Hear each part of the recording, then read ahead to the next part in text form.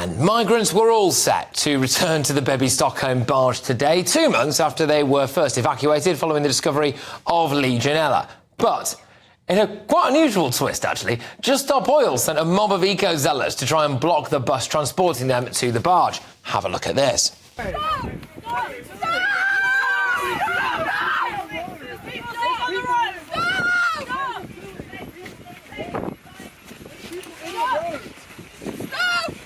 Guys, if you sit down in front of it, sit down in front of it.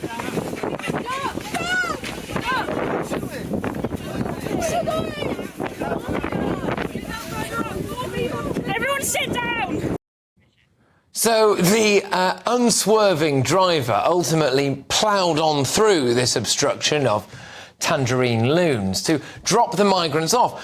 What I found, absolutely hilarious, and it never ceases to crack me up, this, is that when people deliberately put themselves in positions of danger or massive levels of annoyance to the public and then get hysterical when somebody decides to not do exactly what they want. So you stand in front of a coach, which is a massive vehicle with a driver in it, and then when he continues to driving, you release footage on Twitter with, like, threats to kill. This guy's tried to kill me. No, you've got in the way of a bus driver. That's what's happened there. But anyway, I am asking tonight, were Just Stop Oil wrong to attempt to block a bus? Let me know your thoughts. Email me gbviews@gbnews.com or tweet me @gbnews. And while you're there, go and vote in our poll on Twitter, or X, whatever it's called now. I'll bring you those results very shortly. I'm pleased to say that joining me now to defend her group's actions is Just Stop Oil spokesperson Emma Brown. Emma, thank you very, very much. Do you not think that it was all a little bit pathetic, that? No, I don't think it's pathetic to try and put yourself against harm's way. You know, this coachload of people being put onto a barge, which has been called by the Fire Brigades Union potentially a floating Grenfell. Those words were echoed by a whistleblower from the Dorset Council. I think it's perfectly right to try and take direct action to stop that happening. But why is Just Stop Oil doing it? This is the thing. Another way to describe that barge, I don't know. Have you ever been on the barge, Emma? Have you seen pictures and testimony, Patrick? Oh, yeah. Well, it's interesting you say that, Emma. I'm glad you have, actually, because our Home and Security editor, Mark White, physically went on the barge and we did a live hit from inside the barge. So we know it quite well here. And to be honest with you, it's absolutely fine, really. So I just wonder why Just Stop Oil have decided to wade in on something like the migrant crisis. I would have thought you'd have enough on stopping us all from burning to death. Do you understand what happens when we burn fossil fuels in terms of the effects of that, Patrick? Yeah, I get a lot cheaper energy and more efficiently than the way that you want me to do it, yeah. Okay, so I live in Scotland, and right now we've got a warning, a red weather warning that's a threat to health, and we're expecting 48 it's a storm in Scotland, Emma. 48 hours worth of rain. There's going to be a month worth of rain, sorry. So that is an impact. It might flood people's homes, businesses. It's going to ruin a lot of crops. Emma, so it's a storm in Scotland. We're seeing all over the world. It's windy in Scotland, is what you're telling me. It's coming up to November, and it's a bit windy and rainy in Scotland, yeah? Patrick, that's a complete falsehood that you're manipulating that fact. You know, we've seen floods in Scotland. We've seen entire areas of, extreme weather, places that are not normally flooded. And this is happening all over the world, Okay. You know, half of Pakistan being underwater. So what I'm saying is when we burn fossil fuels and it causes extreme weather events, that means that you know, you haven't got access to food. If your crops fail, that might mean your home is flooded. It might mean you're living in an area which is so hot it's uninhabitable. Yeah. And when that happens, I would take my children and go somewhere safer. And All so right. that is what is happening. I do understand that there is extreme weather in Scotland right now. I'm not trying to diminish the impact that it's having on people's lives. What I am trying to make the point is that there is quite often extreme weather. We've had floods that have lost lives, for example, in the Lake District going back years, all sorts of stuff. It's not necessarily completely new. Also, Emma, I would like to politely say that a lot of the people, in fact, the vast majority of the people coming across the channel on small boats are fleeing other human beings from countries like, say, Iran or Afghanistan, not the environmental conditions. That's correct, isn't it? Yes, so of course. So we have we're part Right. of the European Convention on Human Rights, and you know why that was set up, don't you, Patrick? It's to protect people fleeing war, persecution. Yeah, and but we should why are add you to that getting climate involved with that? Why are disasters. Just Stop Oil getting involved with that? That's an issue. I mean, shouldn't you be? Why don't you? Patrick, I'm trying to- Why don't you then please don't- go and campaign in places where there are rampant human rights abuses? I mean, I don't see you going and trying to stand in front of a bus in Iran, for example. You wouldn't be Patrick, able to. You know listen, that. If you've got me on the programme, obviously, to try and create some kind of clash, but I'm just trying to get you to join Well, the it's dots called the here. clash. If we continue extracting and burning fossil fuels, opening 100 new oil and gas fields, we are contributing to destroying people's homelands, to destroying areas which are already suffering. If we keep burning fossil fuels, those areas are going to become increasingly difficult to live in. So we shouldn't be doing that.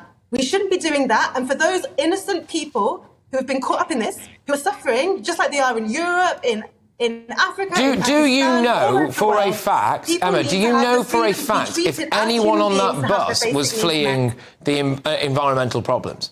Do you know that? There are so many. Even a lot of wars are being caused by environmental problems because So you know for a fact. It's just because in the past we've had people who thought they were doing really good work for asylum seekers and refugees, like for example trying to stop some of them getting deported, and then it turned out that some of those people that were getting deported were rapists and murderers. And that was a problem. So are you absolutely certain, 100%, that the people that were on that coach that you tried to block there were fleeing and were needing sanctuary in this country for environmental reasons? And by the way, if the answer to that is yes, and you are certain, then what kind of environmental issue are they fleeing in France? The people on that bus have come here. There are no safe and legal routes, by the way, Patrick. You know that, and nobody ever says that there are no safe and legal routes. They are coming here to have their asylum claims registered, and while they are doing so, they should be in humane conditions, not being put on a prison boat. This is how we start leaning towards concentration camps. If you isolate people from communities, I'm sorry, but this is where you lose people, Emma. This is where you lose people, right? You go from, I'm telling you, how dare you come out and start talking about concentration camps in Britain? There is nothing similar to housing people in, by the way, a boat that has already housed a load of people who, either are military people or work in deep sea rigs or things like that. There is no comparison between that and Auschwitz. How dare you make that comparison? It's this kind of hysterical analysis, right, that means that you lose people. You go from saying, it's too hot outside, to you're going to boil in your own sweat. Okay, have you heard of the Boer War, Patrick? Because the British actually first invented concentration camps during the Boer War. Right, and what that which means were is nothing not like this necessarily boat. Auschwitz. It means forcing people into small, cramped conditions where they don't have any contact with the outside world and they lose a lot of their rights. But they do have contact with the outside world. Like Emma, they can get outside anytime they like. They don't even have a permanent time restriction, Emma. They can get on a taxpayer-funded bus into the local town. People's homelands. We are contributing to destroying Emma, they freely come here. They have policy. freely come here to this country. They can get out of that barge anytime they like. They are free to roam. It is nothing like a concentration camp. What are you on about? Patrick, have you not heard of the Rwanda policy? Oh, great. Yeah, I have. That's nothing like a concentration camp either. Take them away and just fly them to another country. That is not being part of the European Convention on Human Rights. And that was set up because so many people died. So many innocent civilians died during World War II because people wouldn't let them into their countries. And that was why, that was horrific. And this is why we signed And this up is to nothing like that. Yeah, and this all is right. why lots of people in this country have got, this is a country of immigration. How many refugees have you got living with you? Countries as well. Emma, how many refugees or asylum seekers have you got living with you, just out of interest? A couple? I rent one room because we're in a currently, not got the space. Pardon? You've not got the space. I rent one bedroom, Patrick. How many spare rooms do you have, Patrick? How much have you sold your soul for to present this programme? which is creating vitriolic hatred and trying to stop stop action on the climate crisis, which is going to affect all of us. What I'm saying is, how are you? I just wonder why you don't decide that surely you could have an asylum seeker round on your couch, or you could put some bunk beds up in your living room. You've got a bit of space behind it. I mean, if you care so much about it, what are you doing other than sitting in front of a coach dressed in orange, screaming at a bus driver who just went to work today thinking that he's already got a difficult job, and then you lot rock up? What are you actually doing?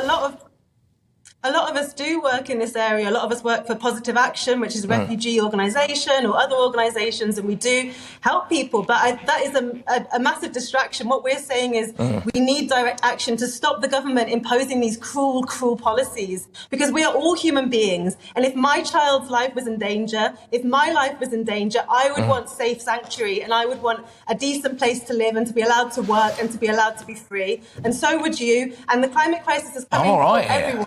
I think the reason why I choose to live here, and I think if you're being honest as well, the reason why you choose to live and potentially work, I don't know if you do work here, is because actually you really, if you're being honest, recognise that this is one of the best countries in the world. I mean, I don't see... Are you going to go and protest in China at any point?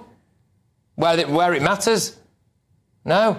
I'm not going to dignify that question with a response. Why not? Because I'm British, and increasingly... But even if we did everything that you want, it wouldn't make a blind bit of difference. It wouldn't make a blind bit of difference if we did everything that you want, if China carries on doing it. Let me just ask you one question. Have you heard of the Rosebank oil field? You've heard of it? So you know that one oil field, which is in our waters, one of 100, is going to emit more carbon emissions. And if we stop doing that, what we're going to end up doing, are we not, is going to end up importing a load of oil, etc., from despotic Islamist regimes in the Middle East instead, or Russia. So why not just use our own? Nonsense. That's such nonsense. We need to get off oil and gas. Of course, Russia can shut off gas supply, can't they? Russia cannot shut off the wind, Patrick. That is a way more energy efficient and a way more energy secure way to get your energy. So that is a ridiculous, ridiculous argument. We just need to get off. How much of the UK today was fueled by wind power, Emma? Our lives are in danger. And if you don't believe that, I'm sorry, but if you do not listen, then you're going to feel the effects of that heat wave that we saw in London. 60 homes It was lovely. burned down. I enjoyed it. Yeah. Emma, I really enjoyed the heat wave. I've got to be honest with you, Emma. I welcome the heat wave. I love the heat wave. We could do with a little bit of it now. Emma, thank you very, very much. Interesting stuff. All right, there we go. Sean on Twitter says, what has stopping a coach full of migrants got to do with a sham climate emergency? Just Stop Oil were only out to make a name for themselves and grab the headlines today. Molly on Twitter says, I wonder if they are going to add Just Stop Refugees to the franchise. If so, I think they might gain a lot more followers. Wes on Twitter says, of course, they're constantly in the wrong. Just Stop Oil are total hypocrites. They lecture us about the environment, but they all use cars and planes. One thing I will say is, genuinely, I will say this about Just Stop Oil, is that they are incredibly passionate about their cause, clearly, and they always, pretty much always, say yes to coming on and talking and having debates like the one that we've just had. So fair play to them. Fair play to them. Also, someone said something about a climate scam. I think I'm now legally obliged to say there's not a climate scam, but there we go. 86% of you in our poll agree that Just Stop Oil were wrong to attempt to stop migrants boarding the Bibby Stockholm, while 14% of you say that they weren't. There we go.